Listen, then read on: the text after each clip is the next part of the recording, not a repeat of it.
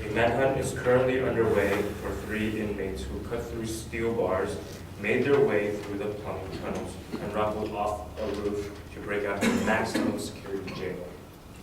It sounds like a headline from a news story from a movie, right? Yeah. Unfortunately, this eventually did happen. On January 24, 2016, 3 convicts escaped jail. Thankfully, police officers were able to capture these criminals before they can do anything, because after all, 2 of them were suspected of murder and 1 of them was convicted of murder. But the real question is, how did these people escape, right? Doesn't really change the fact that they broke out of a maximum security prison that was supposed to keep people in. And if only we had a more permanent solution to these criminals, right? Oh wait, we do. Death penalty. So today I'm here to explain why we have a death penalty and why it should be used more regularly.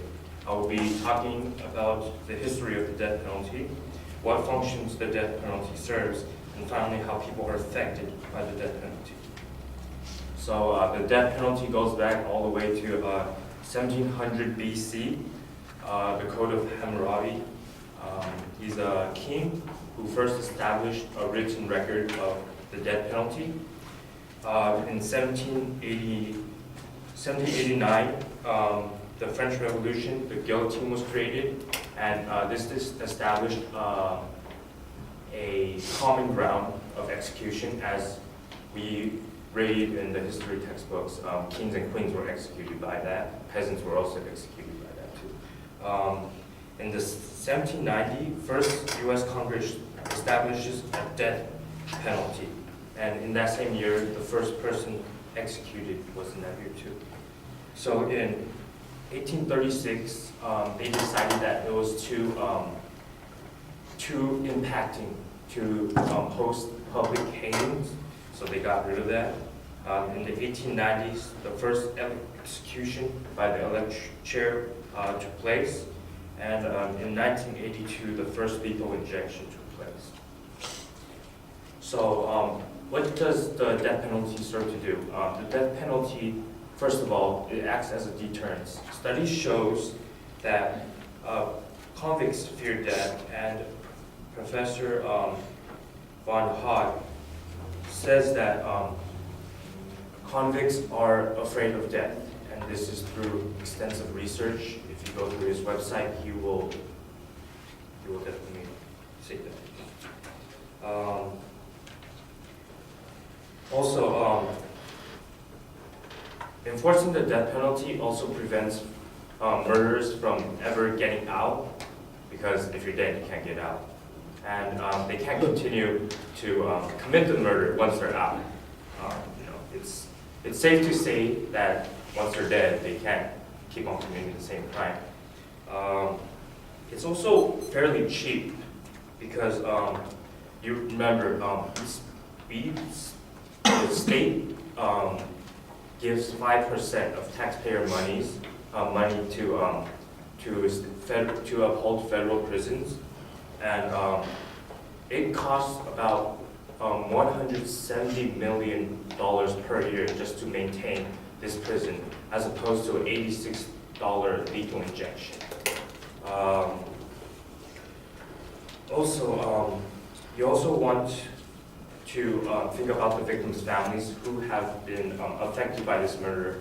A study shows that 17% of victims' families have felt a type of closure when they found out, when they received news that the murderer was executed. And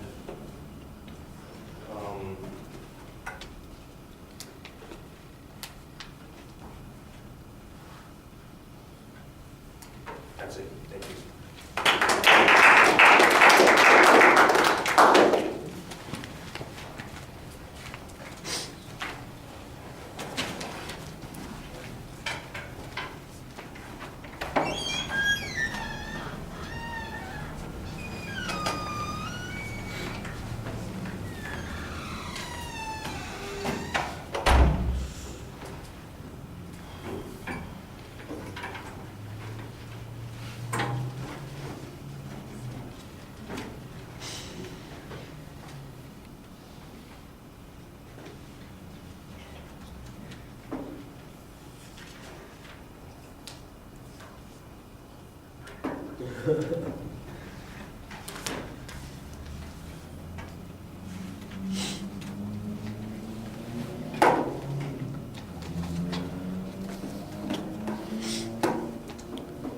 Christian, you're here?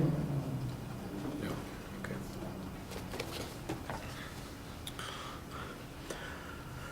Well, the visualization that you had at the beginning I thought was kind of interesting. I thought the idea that we have a more permanent solution is a pretty dramatic setup to the point of view that you're taking here. I thought that was fine.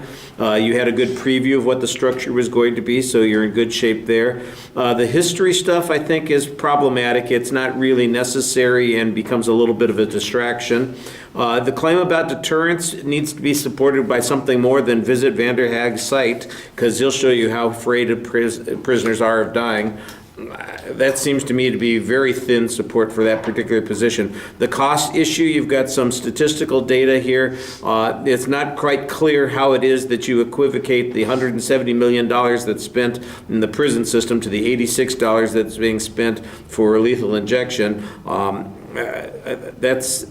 I think I understand the point you're trying to make there, but it's not made very clearly. The study about closure is not very clear at all. And by the way, it's a study. That's not much of a source citation. And then basically the speech stops very abruptly. I thought that you were just getting started, and it's like you hit a wall and I guess we're done. So I think you understand that that's a little bit problematic. You should probably have a summary. You should probably try to remind us why it was that we were listening to this and why your point is valid. All right, thank you.